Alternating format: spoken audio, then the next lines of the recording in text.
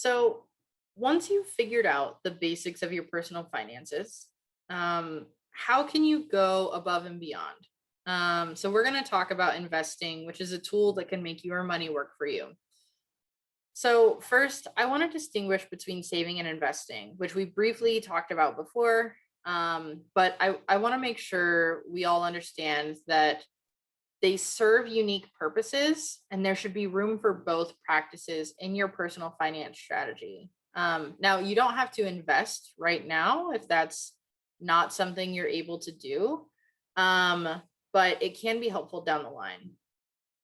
So, saving is a tool that can help you meet short term financial needs. So, these are things like saving for an uncertainty fund or an upcoming large purchase, like we discussed before.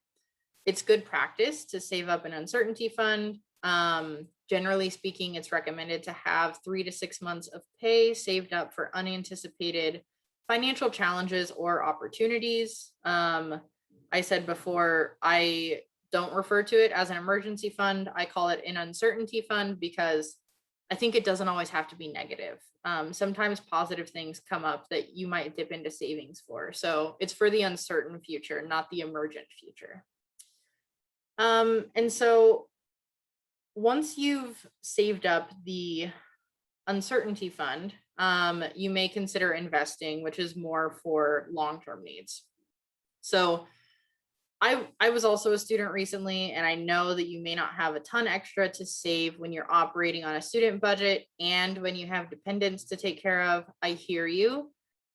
Making small efforts now can add up over time, not only because the small deposits that you make now toward your savings will literally add up. You will have more money in your account over time, but also because when you normalize savings as a part of your financial strategy, you start to view your savings as financial gains for the future rather than financial losses right now. And it's really important to remember the sort of psychological aspects of that. And that mindset shift can change how you feel about your finances a lot. So I really want to encourage you to start small and train that savings muscle. In no time, saving a bit from each paycheck will be second nature, even if it's only $10 or $20 each time you get paid.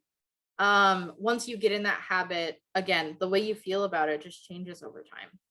And then once you've established your uncertainty fund and the short term needs are covered, you can consider investing what you regularly save instead. So, investing helps your money make money for you. And this is important because it's a good way to outrace inflation, which we're not really going to discuss in detail today, but that's generally one of the main arguments for investing. So, let's talk about your investing options. Now, I don't want to spend a ton of time on this because I really want you to focus on the other three concepts that we've talked about today before you think about investing. But it's really, really important that you become familiar with this terminology because we want you to know what your options are when you have the opportunity to invest later on. And I will say, additionally, one of the many contributors to like the wealth gap in this country comes down to knowledge about investing and who's participating and who's not. So let's talk about it. So investing also always starts with a financial goal. So before you begin, you want to identify two things. So your risk tolerance, which is how much you could stand to lose if your investments don't perform in the way that you want them to. And then also identify your time horizon. And your time horizon is all about the final date when you'll need this money. So if you'll need the money you're investing within the next 10 years or so, maybe 5 to 10, you may be better off storing it in a savings account because it's not subject to nearly as much risk. And you'll have an easier time accessing it, meaning you can access it within a day or two rather than like a few days, is typically the case, depending on what you're investing in. But the money that you're saving for 10 years or more down the line may be better suited for investing because it provides you with the best opportunity to grow that money over time, rather than having a really small interest rate on it in a savings account.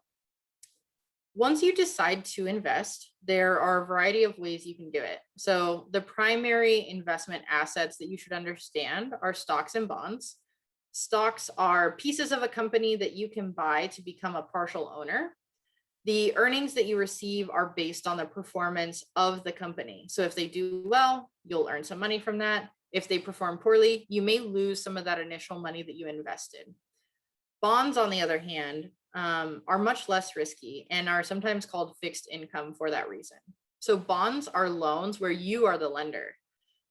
When you buy a bond, you are offering a loan to a company, municipality, or government, depending on who the bond issuer is, with the expectation that they will pay you back what you've loaned them over time with interest.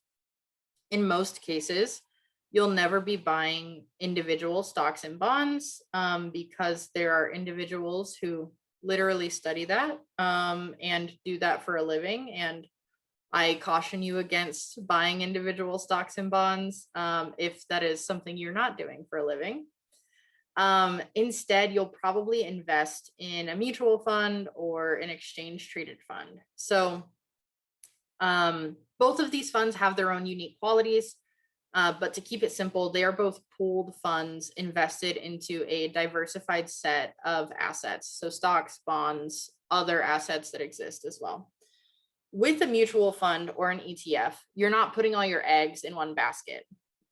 This is a smart move to protect your investments because investing and success in investing all comes down to diversification. So, again, having different types of assets within your portfolio.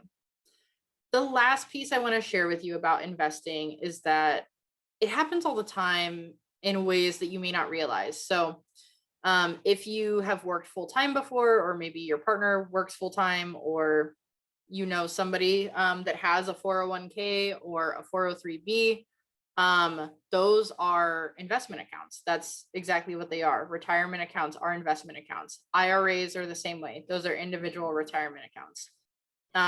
Those are all investments. And you can be as active or as passive as you want in those investing strategies. So, how can you take action? So, first, identify what your objectives are and consider opening an investment account if the time is right for you. You may not need to worry about it now, but when the time is right, we want you to know what your options are. Additionally, I want to share that we're hosting a series of events throughout this semester to talk more about investing. All of the workshops are detailed on our website, and you can find more info there. And then we've also listed some resources on this slide that could be useful. So, as you're getting started, apps may be a really easy way to dip your toes in. I personally use Acorns to get started. There are also robo-advising apps like Wealthfront or Betterment, and those apps use algorithms to manage your investment accounts for you. So, if you aren't sure how to determine your risk tolerance, we do offer a short empirically derived questionnaire on our website that can help you understand more about the risks you may be willing to take. And then if you want to take a deeper dive into understanding investing, we really like SoFi's beginner guide to investing in your 20s. It's just a really in-depth explanation of what you might consider if you're investing for the first time.